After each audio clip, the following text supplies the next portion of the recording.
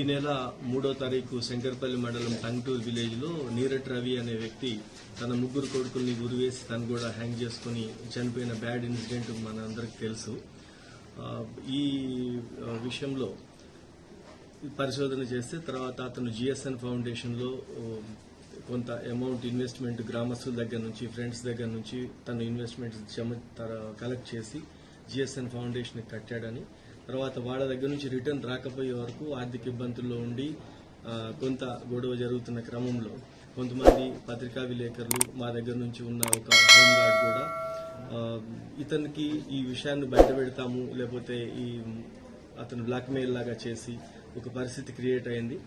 దాంట్లో 5 పత్రికా విలేకరులు ఇతన్ని దగ్గర తీసుకొని వచ్చి వాళ్ళ బావమర్ది వీళ్ళందరినీ ఒకరోజు సెటిల్మెంట్ లాగా కలిసి 5 కలిసి 25 lakhs డిమాండ్ చేయడం జరిగింది. దాంట్లో లాస్ట్కి 10 lakhs ఒప్పుకొని తప్పని పరిస్థితుల్లో అతను ఆ రోజు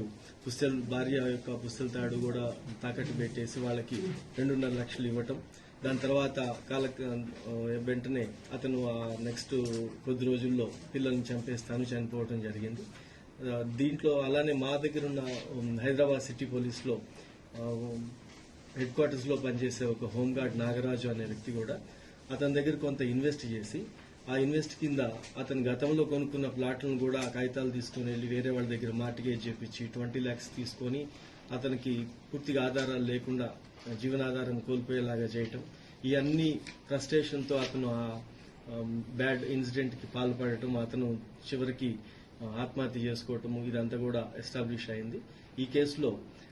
ఇప్పటి వరకు తెలిసిన దాని ప్రకారము మన శంకర్పల్లి విలేకరులు ఏబిఎన్ నుంచి శ్రీను, ఈనాడు నుంచి శ్రీనివాస్, నమస్తే తెలంగాణ నుంచి మహేష్, సాక్షి నుంచి ప్రవీణ్, వార్తా నుంచి శ్రీనివాస్ రెడ్డి, ఈ 5 వ్యక్తులు ఆ రోజు వెళ్లిన దాని మీద ఫస్ట్ నుంచి పేర్లు వస్తే దీంట్లో ఉన్న సెన్సిటివిటీ